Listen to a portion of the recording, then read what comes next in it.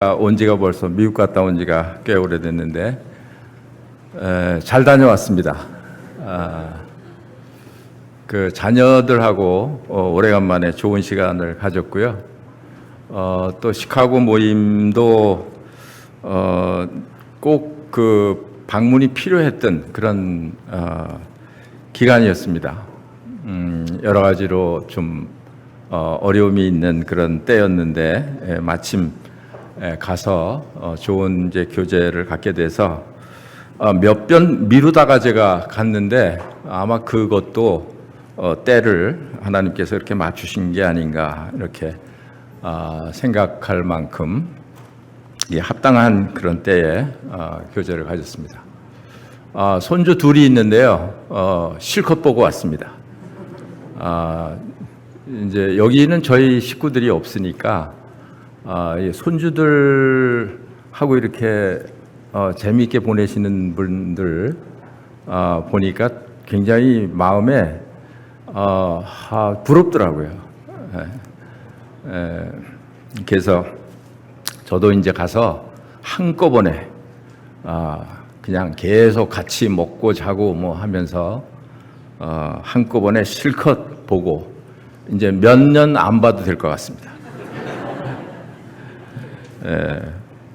사진을 엄청 찍어 왔기 때문에 이제 사진을 보면 되고요. 그러니까 손주들 너무 자랑하지 마세요. 없으신 분들은 부럽습니다. 오늘은 제가 그 고린도 후서 말씀을 읽으면서 사도 바울에 대해서 깊이 생각을 하게 되었는데 우리가 가늠하지 못할 만큼 사도 바울이 얼마나 많은 그런 고난 가운데 있었나 하는 것을 생각을 하게 됐습니다. 우선 고린도 후서 12장 1절서부터 10절까지 제가 읽도록 하겠습니다. 같이 찾아서 눈으로 같이 읽으시면 좋겠습니다. 고린도 후서 12장 1절로부터 10절까지입니다. 무익 하나마 내가 부득불 자랑하노니 주의 환상과 계시를 말하리라. 내가 그리스도 안에 있는 한 사람을 아노니 그는 14년 전에 셋째 하늘에 이끌려간 자라. 그가 몸 안에 있었는지 몸 밖에 있었는지 나는 모르거니와 하나님은 아시느니라. 내가 이런 사람을 아노니 그가 몸 안에 있었는지 몸 밖에 있었는지 나는 모르거니와 하나님은 아시느니라. 그가 낙원으로 이끌려가서 말로 표현할 수 없는 말을 들었으니 사람이 가히 이르지 못할 말이로다. 내가 이런 사람을 위하여 자랑하겠으나 나를 위하여는 약한 것들 외에 자랑하지 아니하리라.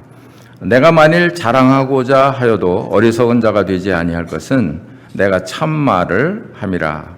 그러나 누가 나를 보는 바와 내게 듣는 바에 지나치게 생각할까 두려워하여 그만두노라.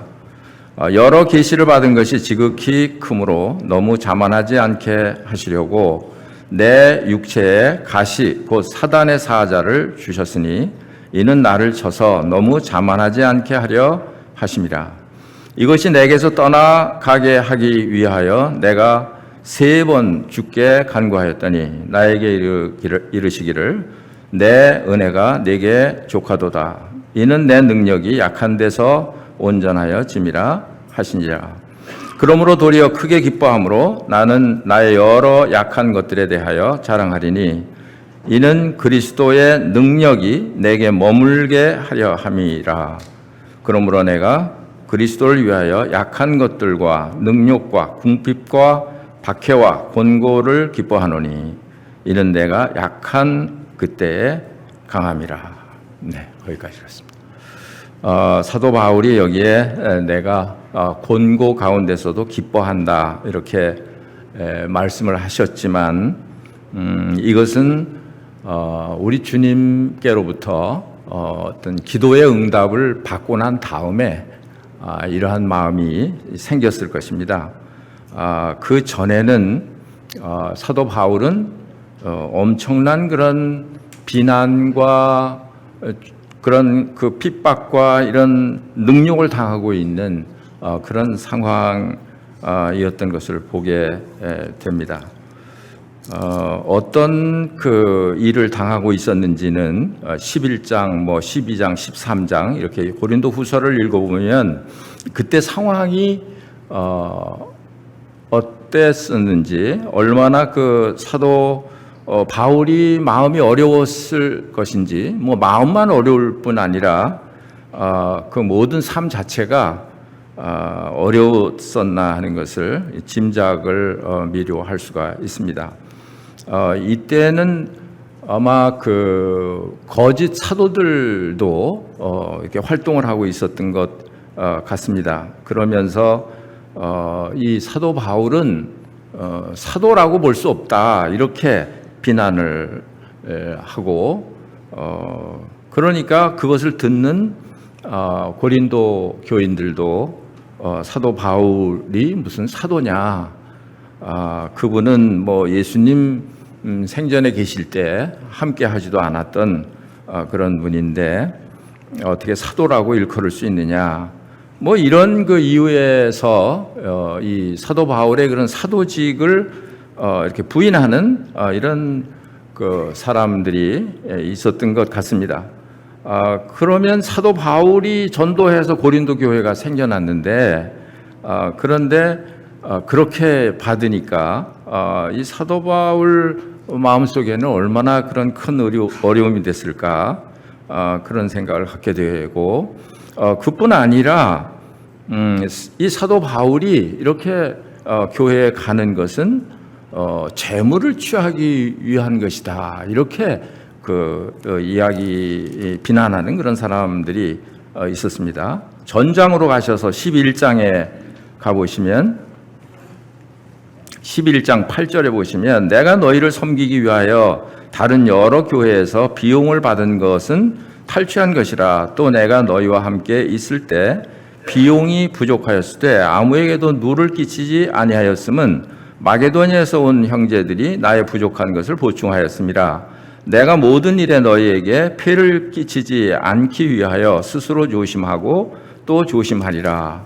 사도 바울은 어떤 재물을 위해서 고린도 교회에 간다든지 그렇게 한 적이 없는데도 불구하고 이렇게 이제 그 말을 왜곡을 해서 하는 것을 보게 됩니다.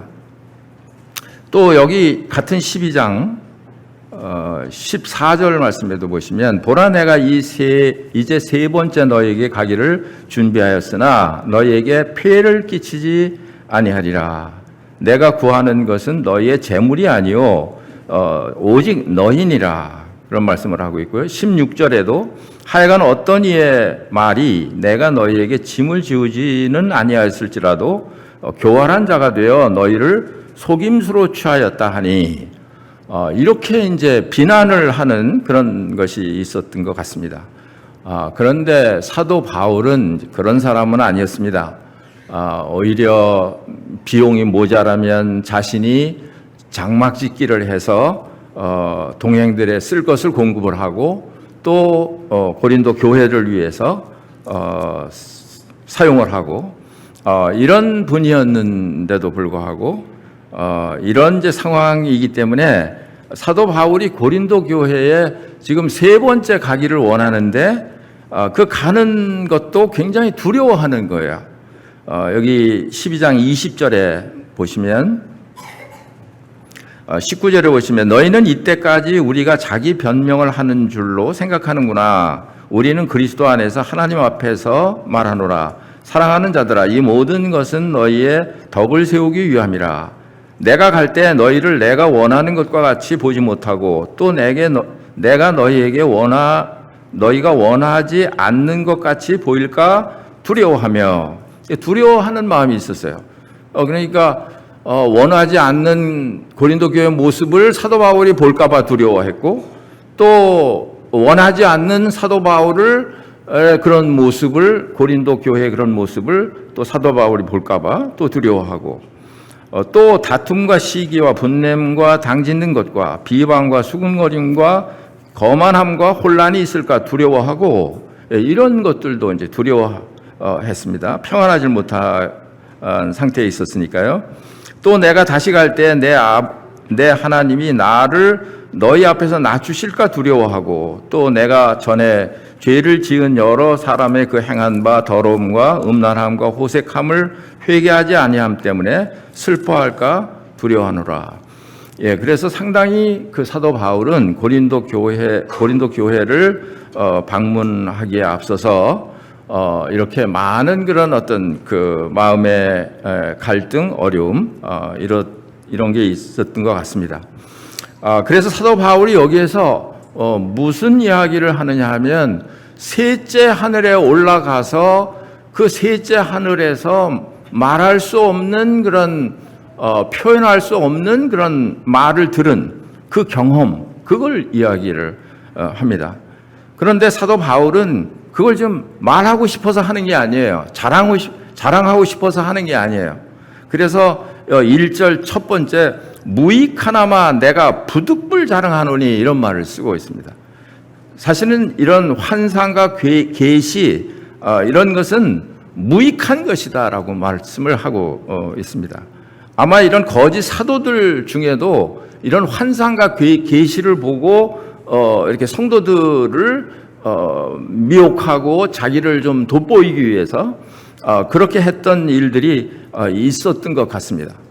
그러니까 사람들이 거기에 이렇게 미혹이 돼서 그 거짓 사도들은 다른 예수를 전하고 다른 복음을 전하고 그런 사람들이 다른 영을 받게 하고, 전장에 보면 그게 나옵니다만은, 그런 사람들이기 때문에 사도 바울 마음속에는 염려스러웠죠.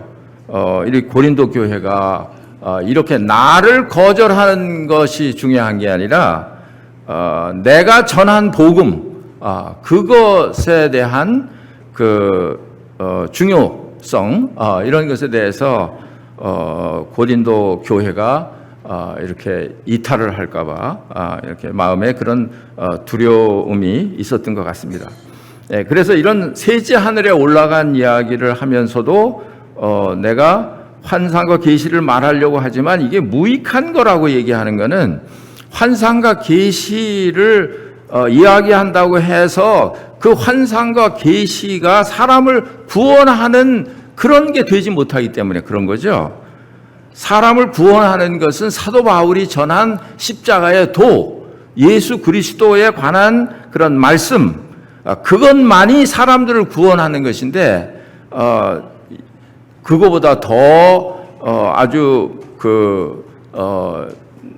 높게, 그거보다 더 아주 좋게 보이는 이런 환상과 계시를 이야기하는 그런 거짓 사도들이 있었기 때문에 불가피하게 이 사도 바울이 나도 무익하나마 이것을 이야기하겠다 하면서 그 말을 하고 있습니다. 오늘날에는 환상과 계시가 없습니다. 왜냐하면 하나님께서 이 환상과 하나님의 그런 환상과 계시 모든 것을 다 이 성경에 다 담아 놓았기 때문에 그렇습니다. 성경이 없을 때, 성경이 이렇게 완성되기 전에 예를 들면 구약시대 때라든지 이럴 때 하나님께서 자기의 종들에게 하나님의 뜻을 이런 환상과 계시를 통해서 나타나 보인 적이 있습니다만은, 그러나 지금은 하나님의 모든 그 계시를 이 성경 속에 담아 놓았기 때문에 지금은 누가 환상과 계시를 보았다, 그건 거짓말이라고 그냥 생각하시면 틀림이 없습니다.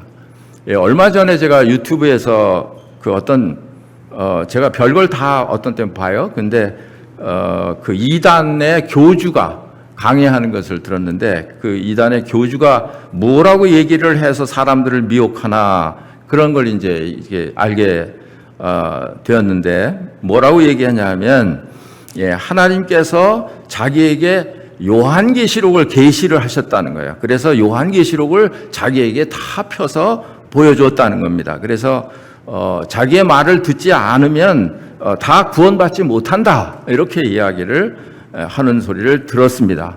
거짓말쟁이죠. 왜 그렇습니까?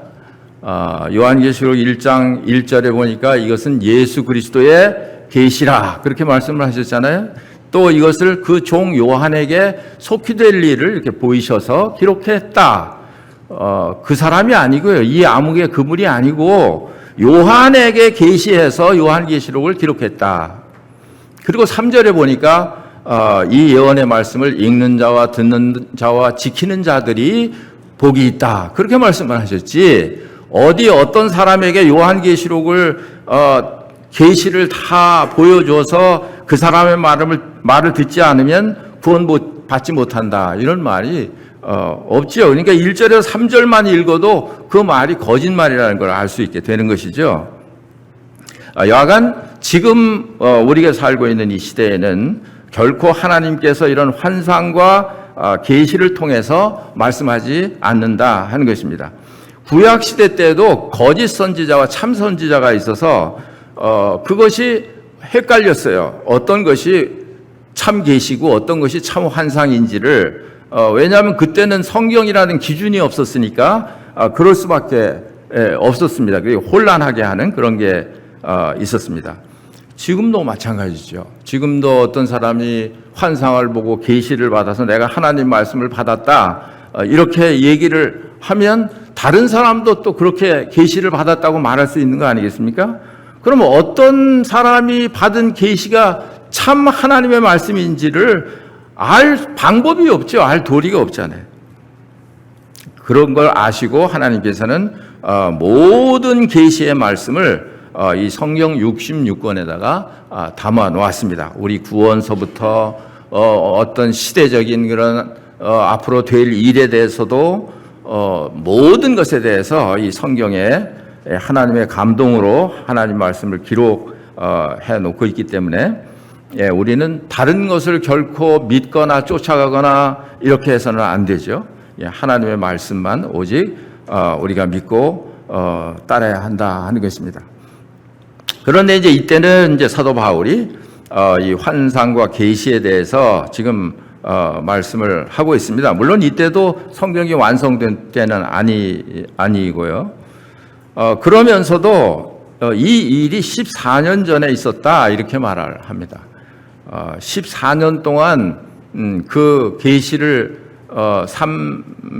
셋째 하늘에 올라간 경험을 했는데도 불구하고 사도 바울이 말을 안 하고 있다가 지금 14년 후에 지금 이런 상황에 따라서 고린도 교회들에게 교회에 유익을 될까 해서 지금 이제 이 이야기를 하고 있습니다. 말을 하면서도 자기 이야기처럼 얘기하는 게 아니라 제3자처럼 이야기를 해요. 내가 그리스도 안에 있는 한 사람을 아노니 딴 사람 제3자를 얘기해요. 그는 14년 전에 셋째 하늘에 이끌려 간 자라. 셋째 하늘은 뭐 보통 대기권을 첫 번째 하늘, 그 다음에 우주를 두 번째 하늘, 셋째 하늘은 하나님이 계신 그곳. 그곳에 끌려갔다. 분명한 것은 이 셋째 하늘은 하나님이 계신 곳. 요한계시록에 나오는 거룩한 새 예루살렘 성, 그 성에 이 몸 안에 있었는지 몸 밖에 있었는지 모르지만 그러나 사도 바울이 거기에 이끌려서 갔었다 하는 것입니다. 4절에 보니까 그가 낙원을 이끌려가서 말로 표현할 수 없는 말을 들었으니 사람이 가히 이르지 못할 말이로다. 이 사도 바울이 이 낙원에 올라가서 그 3층 천에 올라가서 말을 들었는데 그 말을 들은 것을 인간의 말로 표현을 못할 만큼 그렇게 놀라운 것이었다 하는 거예요. 여러분 영어에서 한국말, 한국말에서 영어 이것을 100% 다 번역을 하고 통역을 할 수 있다고 생각하십니까? 뭐 거의 할 수 있어요. 그런데 할 수 없는 것도 있습니다. 말로 전달이 안 되는 것이 있어요. 이 지구상에 있는 언어도 마찬가지로 그렇게 말로 전달할 수 없는 게 있습니다. 예를 들면 한국 사람들이 뭐 한이 서렸다 뭐 이런 거 영어로 번역하기가 비슷하게는 할 수 있어도 번역하기가 어렵죠. 영어 잘하시는 분 어디 계십니까? 내가 확증을 얻어야 되는데 어디 가시나?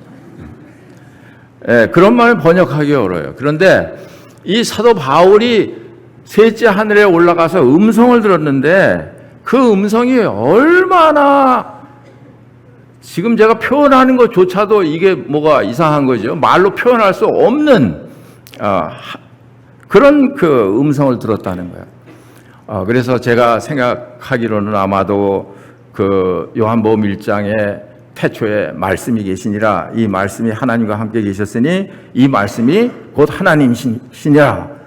그래서 이 하나님을 거기서 만난 모양이구나. 이게 제 생각이에요. 만남이고 그리고 그분으로부터 어떤 음성을 들었나 보다. 그러니까 그 음성은 아름답다고 표현을 할 수 없을 만큼 아름답고 아름다운 것이고 어미하다는 말을 표현할 수 없을 만큼 어미하고 어미했던 것이고 인간의 말로 표현할 수 없는 그런 그 말을 들었다 하는 것이죠. 예. 그러니까 얼마나 놀라운 것을 보았어요. 그 변화산에 갔을 때 베드로, 야고보, 요한이 예수님과 함께 변화산에 갔을 때 베드로, 요한, 야고보도 그걸 봤죠. 그 예수님이 갑자기 얼굴이 해같이 빛나는 것을 보았고 예수님의 옷이 아주 빛이 휘어지는 것처럼 그렇게 변화되는 그런 모습을 보았습니다. 베드로, 야고보, 요한이 얼마나 그 광경이 좋았든지 얼마나 좋았든지 뭐라고 말하죠? 우리 여기다 초막셋을 짓고 여기서 하나는 주님을 위해서 짓고 하나는 모세를 위해서 짓고 하나는 엘리야를 위해서 짓고 예수님하고 엘리야, 모세가 서로 이야기하는 것을 이제 보고서 하는 말입니다. 자기들 살 집은 없어요. 말 안 해요. 아마 제가 생각할 때 그거는 우리는 집 없어도 됩니다. 그냥 여기서 살기만 하면 됩니다. 예, 주님을 위해서, 모세를 위해서, 엘리야를 위해서 집을 짓고 여기서 삽시다. 그렇게 이야기를 하는 겁니다. 그러니까 여러분과 제가 그냥 상상을 하기를 얼마나 좋았길래 이 사도 바울이 얼마나 그 표현할 수가 없을 만큼 그런 광경, 그런 말을 들었길래 그렇게 이야기를 하느냐 이거예요. 이게 사도 바울이 그렇게 경험을 한 것이에요. 그런 경험을 한 거예요. 놀라운 경험을 한 것이죠. 내가 이런 사람을 위하여 자랑하겠으나 나를 위하여는 약한 것들 외에 자랑하지 아니하리라. 이런 사람이 누굽니까? 여기서? 이런 사람이 누구예요? 스데반? 요한? 그 시대가 안 맞아요. 어떤 사람들은 스데반, 요한이라고 얘기하는 사람도 있는데 14년 전에 이렇게 계산해 보면 그 시대에 살지 않았어요. 그래서 이것은 사도 바울 자신을 이야기하는 것입니다. 아주 구태여 자기를 이렇게 안 보이려고, 구태여 자기를 이렇게 가리우려고 이렇게 표현을 하는 거예요. 예, 나를 위하여는 약한 것들 외에 자랑하지 아니하리라. 그렇죠. 이 거짓 교사들과 이 사도 바울의 차이점은 뭐냐 하면 사도 바울은 자기의 약한 것들을 자랑하고 자기 약한 것들을 이렇게 내세우고 그러니까 자기는 아무것도 아니라는 거예요. 그냥 주님을 내세우고 자기를 부인하고 이렇게 했지만 그러나 거짓 그런 사도들은 어떤가요?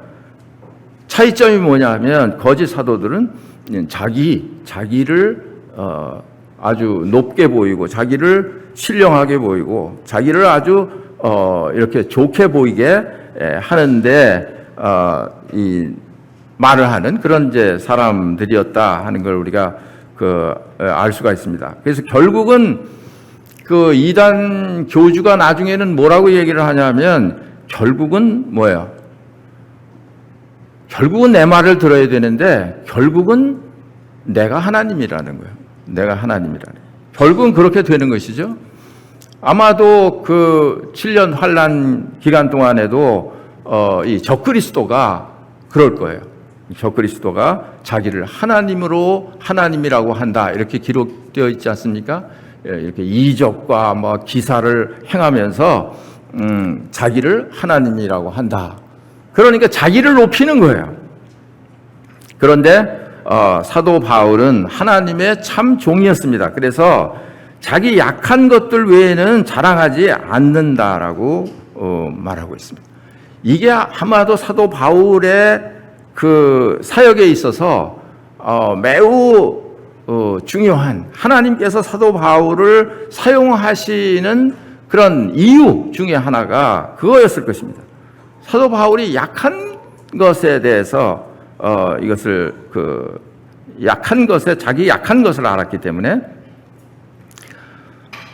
그래서 여기 보니까 6절에도 내가 만일 자랑하고자 하여도 어리석은 자가 되지 아니할 것은 내가 참말을 함이라. 그러나 누가 나를 보는 바와 내게 듣는 바에 지나치게 생각할까 두려워하여 그만두노라. 만약에 이런 환상과 계시를 자꾸 얘기를 해보세요. 그러면 사람들이 이 사도 바울을 뭘로 생각할까요? 나중에는 이분은 하나님께서 보내신 뭔 신인가 보다 이렇게 생각하지 않겠습니까? 그러니까 그 사람을 달리 생각을 하는 거예요. 똑같은 사람으로 보는 게 아니고. 실제로 바울과 바나바가 전도할 때 그런 일을 당한 적이 한 번 있죠. 어디 루스드라에서 그 나면서부터 안진뱅이가 있었는데 바울이 그를 보고 그 내 발로 즉시 일어나라 말하니까 그 안진뱅이가 일어나서 걸었습니다. 사람들이 그런 장면은 처음 보는 거예요. 그러니까 이건 필경 사람이 아니고 신이 사람의 형상으로 온 그런 신이시다. 그래가지고 막 제사상 준비해가지고 그 앞에 차려놓고 막 절하려고 했지 않습니까? 그러니까 사도 바울이 막 그 역정을 냈죠. 왜 이렇게 하느냐고. 우리 당신들하고 똑같은 성정을 가진 사람이라고. 내가 전하는 이 복음 전하는 이유가 거기 있는 거라고. 이런 그 우상을 섬기고 이런 데서 돌이켜서 하나님께로 돌아오게 하려는 것이라고. 그런데도 불구하고 이 사람들은 아닙니다. 우리가 제사를 지내야 됩니다. 극구 막 제사를 지내려고 했던 것 같아요. 그래서 겨우 이렇게 말렸다. 그런 말씀을 보니까 그 사람들이 그렇게 했던 것 같습니다. 그래서 사람이 어떤 그런 이적과 기사, 환상과 계시 이런 것이 나타나면 사람들은 그 사람을 이렇게 추앙하고 앙모하게 돼 있죠. 그래서 나중에 무슨 말을 해도 믿는 거예요. 그가 하나님이라고 해도 믿는 거예요. 그 사람 말을 듣지 않으면 구원을 받지 못할까봐 그 많은 사람들이 미혹을 받아서 따라가는 거예요. 그 사람들이나 우리도 성정이 같은 사람이에요. 그래서 철저하게 우리가 하나님 말씀 가운데서 예수 그리스도는 누구시고 하나님은 누구시고 성령님은 누구시고 이런 것을 확실하게 우리가 알지 아니하면 그런 기초가 없으면 그런 헛된 말에 그런 거짓말에 우리가 속게 될 수도 있습니다. 사도 바울은 이런 복음이 이렇게 가려지지 않게 하기 위해서 이렇게 자기가 환상과 계시를 받지만 그러나 그것을 무익한 것으로 그냥 얘기를 안 하는 그런 모습을 볼 때 사도 바울이 전한 이 복음 이것이 그 사람들을 구원하는 그런 능력이 있는 그런 복음이었다 하는 것을 우리가 알 수 있습니다. 그 다음에 7절에 보시면 여러 계시를 받은 것이 지극히 크므로 계시를 한 번 받은 것도 아닌 것 같습니다. 여러 번 계시를 받아서 너무 크기 때문에 너무 자만하지 않게 하시려고 내 육체의 가시 곧 사단의 사자를 주셨으니 이는 나를 쳐서 너무 자만하지 않게 하려 하심이라. 그렇잖아요. 사도 바울도 이렇게 계시를 받으니까 자만해진다고 하잖아요. 하나님도 사도 바울이 이런 계시를 너무 많이 보여주셨기 때문에 사도 바울이 교만해질까 봐 염려하시는 거잖아요. 그렇죠? 그러니까 사람은 연약한 거란 말이에요. 그래서 그렇게 되는 거예요. 계시를 너무 많이 하나님께로 받은 것이 많은 사람은요, 교만하게 되는 거예요. 잘못하면요. 그래서 하나님께서 사도 바울에게 육체의 가시 곧 사단의 사자를 주었다 이렇게 말씀하고 있습니다. 이렇게 얼마나 그 가시가 괴롭혔으면 사단의 사자라고 이렇게 표현을 했을까요? 계속해서 사도 바울을 찌르는 그런 가시가 있었습니다. 육체의 가시가 있었어요. 어떤 사람들은 간질병이라고도 하고 어떤 사람들은 안질환이라고도 합니다. 아마도 안질환일 가능성이 더 많은 것은 사도 바울이 다메섹으로 가는 길에 예수님을 만났을 때 사흘 동안 보지를 못했잖아요. 눈을 떴는데 보지를 못했습니다. 아마 눈은 떴는데 뭔가 무슨 하얀 그런 각막이나 이런 것들이 다 눈을 덮여져 있었는지 모르겠습니다만 사흘 후에 하나님께서 아나니아를 보내가지고 안수를 해서 이렇게 눈을 뜨게 했는데 아마 그때 그것을 하나님께서 이렇게 완전하게 다 회복하지 않고 가시로 이 사도 바울로 하여금 자만하지 않고 교만하지 않고 겸손하게 하게 하기 위해서 가시로 남겨두지 않았을까 하는 생각을 하게 합니다. 또 나이가 더 많아져서는 아예 보지를 못했어요. 그래서 성경을 기록할 때 대필하는 사람을 이렇게 해서 이제 대신 성경을 기록하게 하는 이런 것을 보았을 때 이것이 그 사도 바울에게서는 아주 큰 그런 핸디캡이었어요. 어느 정도냐 하면 갈라디아서 4장 14절에 이런 말씀이 있는데요. 너희를 시험하는 것이 내 육체에 있으되 너희를 시험하는 것이 내 육체에 있다. 근데 너희가 업신여기지도 아니하며 버리지도 아니하고 그런 말을 해요. 그러니까 사람들이 사도 바울을 봤을 때 업신여길 만큼 무시당할 만큼 그런 어떤 육체에 그런 가시가 있었던 것이죠. 그냥 보기만 해도 요즘 말로 혐오감이 들 만큼 이렇게 무시할 만큼 이런 모습이었다는 거예요. 그러니까 사도 바울 마음속에 그게 얼마나 상처가 되었을까요? 얼마나 상처가 되었을까요? 왜 하나님께서 나로 하여금 이렇게 복음을 전하도록 하나님 말씀을 전하도록 선택하고 부르셨는데 왜 사람들에게 이렇게 무시를 당하고 또 업신여김을 당할 이런 육체의 가시를 나에게 남겨두셨냐 하는 거예요. 이것만 없으면 내가 더 복음을 잘 전할 수 있고 더 일을 잘할 수 있을 텐데 이런 생각을 사도 바울이라고 안 했겠습니까? 그럴 때마다 혹시 안질이 아니고 간질이라고 해도 마찬가지입니다. 사람들 앞에서 갑자기 쓰러져서 막 그냥 떨다가 얼마 동안 지나서 또 멀쩡한 사람처럼 또 일어나고 이런 것이 반복돼서 계속 됐을 때 이 사도 바울을 보는 사람들 또 사도 바울 자신이 그걸 생각할 때 이게 얼마나 그 사도 바울에게 가시가 되었을까요? 이런 아픔이 있었던 거예요. 그런데 성도들은 달랐습니다. 사도 바울의 그걸 보면서도 업신이기도 아니하고 버리지도 아니하고 그리스도 예수와 같이 영접했다.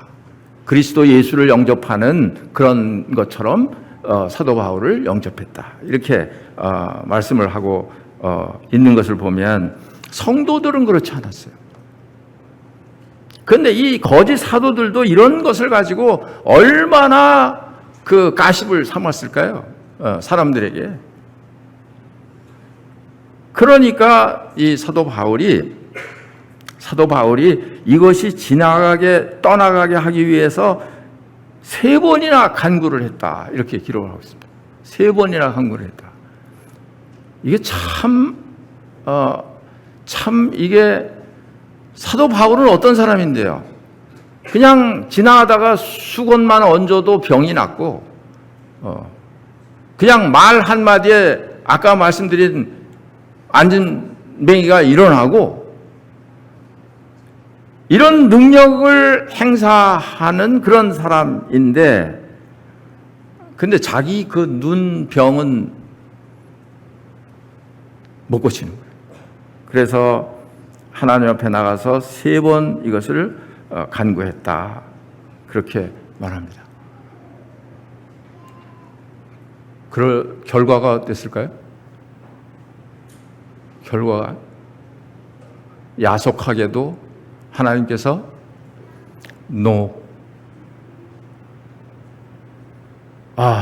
저는 그냥 상상을 하는 거예요. 사도 바울이 그때 하나님께서 그렇게 안 들어주셨을 때 얼마나 속상했을까. 내가 나를 위해서 구하는 것도 아니고, 제가 지금 사도 바울 대변하는 거예요. 나를 위해서 지금 이거 고쳐달라는 것도 아니고, 복음 전하는데 방해가 되니까, 그러니까 좀 고쳐달라는 것이고, 그런데 왜 이걸 안 들어주시나. 근데 9절에 주님이 대답을 하시잖아요. 나에게 이르시기를 내 은혜가 네게 족하도다. 이게 또 무슨 말씀입니까? 내 은혜가 네게 족하도다.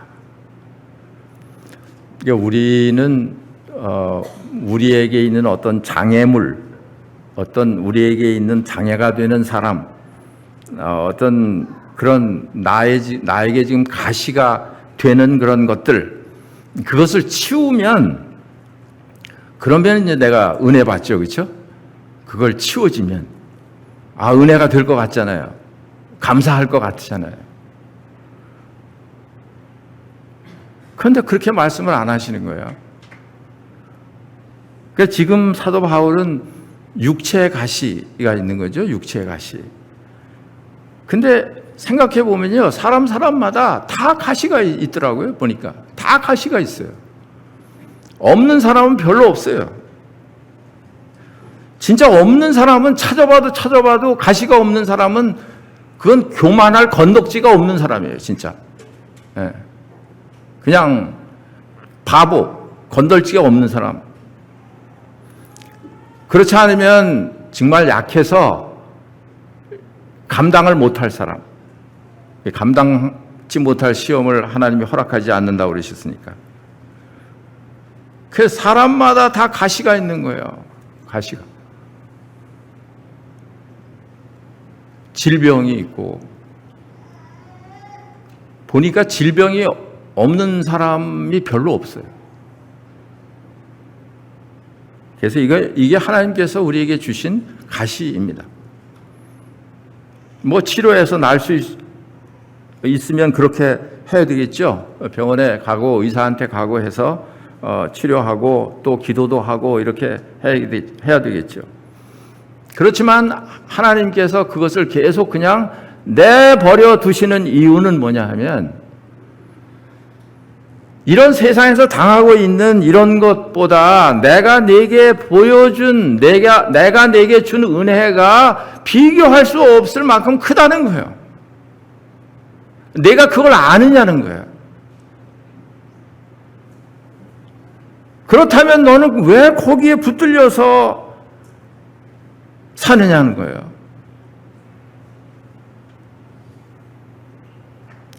내가 너에게 준 은혜로 만족할 수 없느냐 하는 거예요. 그래서 어떤 때는 하나님께서 우리 기도를 안 들어주세요. 막 서로 찔르는 기도를 안 들어주세요. 안 들어주시는 이유가 여기 기록이 되어 있습니다. 자만하지 않게 하기 위해서. 자만하지 않게 하기 위해서. 아유, 하나님 왜 나한테는 좀 좋은 아내를 주시지? 저런 아내를 주셔가지고.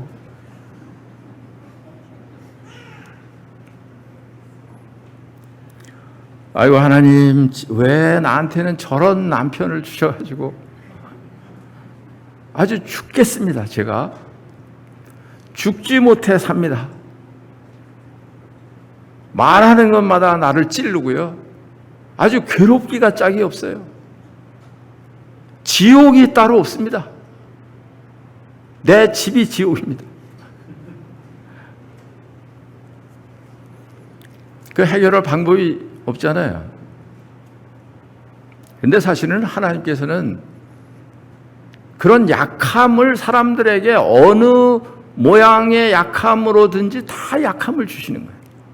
그래야만 그 속에 하나님의 능력이 머물러 있을 수 있기 때문에 그렇죠. 하나님의 은혜가 머물러 있을 수 있기 때문에 그렇습니다. 그렇지 않으면요, 우리 사람은, 사도 바울도 지금 교만해질까봐 가시를 주셨다고 했는데, 우리는 뭐 말할 것도 없지 않겠습니까? 말할 것도 없어요. 사도 바울은 이렇게 조심하는데도요, 자기를 안 나타내려고 셋째 하늘에 가서 본 그런 경험도 얘기를 안 하고 자기를 가리려고 하는데, 그런 사도 바울인데도, 그런데도 가시를 주시는 거예요. 왜 그러냐 하면 하나님의 은혜로 만족하게 하기 위해서. 우리 생각하고는 달라요. 우리는 문제가 없어야만 우리는 은혜가 넘친다고 생각을 하는데 은혜를 떠납니다. 문제가 있을수록 우리는 하나님의 은혜에 붙어 있게 돼요. 왜? 내가 연약하니까요. 그러니까 하나님의 강함이 내 속에 역사하는 거예요. 내가 강하면 하나님이 거기 역사를 못 하시는 거고요.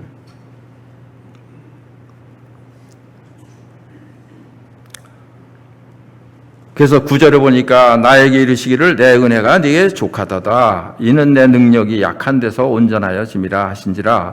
그러므로 도리어 크게 기뻐함으로 나의 여러 약한 것들에 대하여 자랑하리니 이는 그리스도의 능력이 내게 머물게 하려 함이라. 그러므로 내가 그리스도를 위하여 약한 것들과 능욕과 궁핍과 박해와 곤고를 기뻐하노니. 이제 사도 바울이 그 약한 것과 능욕과 궁핍과 박해와 곤고를 기뻐한다 그랬습니다. 그러니까 말씀에 우리가 항상 기뻐하라, 쉬지 말고 기도하라, 뭐 항상 기뻐하라 말씀을 하셨다고 해서 우리가 구원받은 다음에는 그냥 항상 기뻐합니까? 기뻐해요? 말씀 한 말씀도 안 하시는 거 보니까 아닌 거죠. 아닌 거예요. 그렇죠? 네. 말씀을 항상 기뻐하라고 했어요. 그런데 구원받았는데 왜 기쁨이 없냐? 없는 게 당연한 거예요. 없는 게 당연한 거예요. 괜히 혼자만 신령한 그냥 삼층천에 사는 것처럼 말하지 말아요. 지금 사도 바울은 셋째 하늘에 올라가서 그 영광을 봤어요. 그런데 지금 현실은 그렇지 않아요. 현실은 지금 고통 중에 있어요. 현실은 지금 가시가 나를 찌르고 있어요. 능욕이 있어요. 궁핍이 있어요. 박해가 있어요. 그런 괴리가 있는 거예요. 지금 이 말하는 중에서만 해도요. 그러니까 이 세상에서 우리가 그런 고난과 이런 것을 당하는 것은 당연한 것이라는 거예요. 그런데 문제는 뭐냐 하면 거기에 대한 하나님의 대답을 들으면 내가 기뻐할 수 있는 거죠. 뭐 때문에 그러냐? 하나님께서 사도 바울에게 너 그렇지 않으면 가시를 내가 제해주면 너는 금방 자만하게 될 거야. 그 자만하게 되면 어떻게 되느냐? 하나님의 은혜가 떠나게 될 거야. 그게 더 무서운 거 아니겠습니까? 교만한 자를 대적하시고 겸손한 자에게 하나님의 은혜가 내려가는 것이기 때문에 사도 바울이 항상 겸손해 있어야 하나님의 은혜가 거기 머물 텐데, 근데 네가 자만하게 되면 하나님의 은혜가 네게 머물지 못하게 된다. 하나님의 능력이 네게 머물지 못하게 된다. 그렇게 되면 너는 내가 전하라고 한 복음을 전할 수 없는 사람이 되고 말아. 그러니까 3번 하나님께 기도한 후에 그 다음에는 사도 바울이 더 이상 기도하지 않습니다. 그리고 하나님께서 내게 주신 은혜로 내가 만족하는. 그래서 사도 바울이 궁핍에 처할 줄도 알고 또 풍부에 처할 줄도 아는 일체의 비결을 배웠다. 자족하는 것을 배웠다. 그러니까 자족하는 것을 우리가 배우지 아니하면요, 우리 환경에 따라서 내가 자족하는 것을 배우지 않으면 항상 불만이 가득하고 있는 거예요. 왜 우리 부모는 왜 이래? 왜 내 자식은 왜 이래? 내 아내는 왜 이래? 내 남편은 왜 이래? 항상 불만이 있는 거예요. 하나님께서는 우리의 그런 가시로 주어진 그런 아픔 속에서, 그런 환난 궁핍 속에서 하나님의 은혜를 주시기를 기뻐하시는 그런 분이시다 하는 것입니다. 여러분께 성령께서 이렇게 도움을 주시고 또 이해가 되게 해 주시기를 바랍니다.